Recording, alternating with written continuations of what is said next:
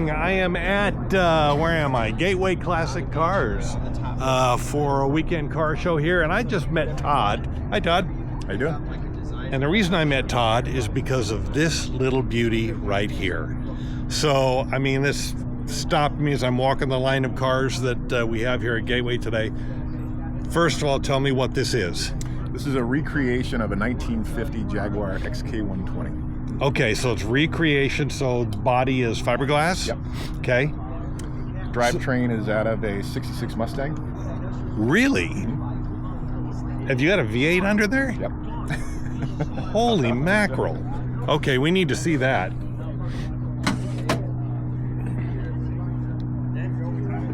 So unlike vintage Jaguars, this is pretty reliable and parts are readily available. Holy mackerel, look at that. Wow. And that thing fits in there. What is that, a 289? 289. Wow.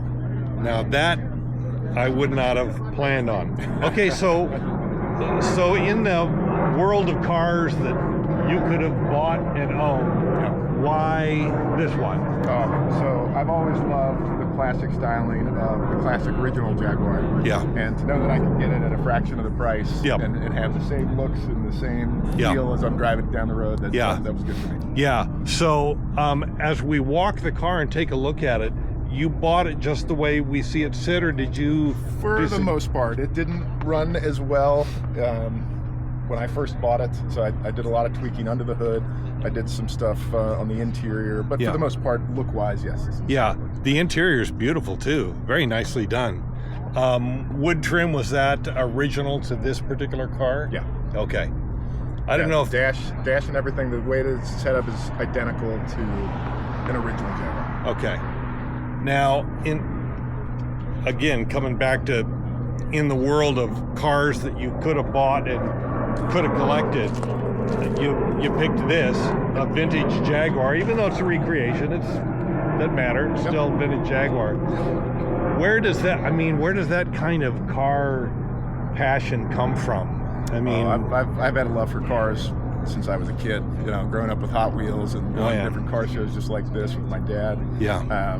This isn't my first classic. I've had several. I had a Cherry 65 GTO. Nice. Rebuilt a 1924 Buick truck, put an LS1 motor in it. Oh, nice. That was a lot of fun. Each car has a lot of character, and that's the fun in it for me. But it sounds like your dad was part of the story there too. Well, he had a 65 GTO original when right before he went to Vietnam, so he's always had a passion for those cars. And that's why I bought that one back in the day. It was to kind of like give him another treat and let him relive some old memories. Absolutely. Love it when it's generational that. And of all the people that I talk to, the majority of them, that's what they say. It's dad, uncle, cousin, brother, something like that. Certainly. So how does this thing run? I mean, with a Ford V8 motor in it, it's got to get up and go. It's got plenty of pep. It's super quick. It's a lot of fun. Yeah. I like the extra wings out here. Yeah, it really helps down some of the wind. Yeah. And being a car that's the look and the shape that this is, I'm willing to bet it gets a lot of attention too. It does, for sure. Yeah, and you went with the traditional British racing green on this, which it's a little bit lighter than a traditional British racing green, but the paint is infused into the fiberglass, so got it. Didn't really have a choice. Got it. I'm just amazed that they wedged a Ford V8 into this. That's awesome. There's plenty of room in there. Yeah, like there really is. Wow, that's kind of amazing. So, what else you got in your garage, dude? Right now, this is it. Okay. This is it. I've got a 4 Series BMW. But, okay. At one point, I had 3 classics in a runabout, and you want to get out, you want to drive them. I don't want to just keep them for show pieces in the garage. Yeah, absolutely. I had to limit myself because, as every car guy knows, the worst thing you can do to a classic car is let it sit. Absolutely.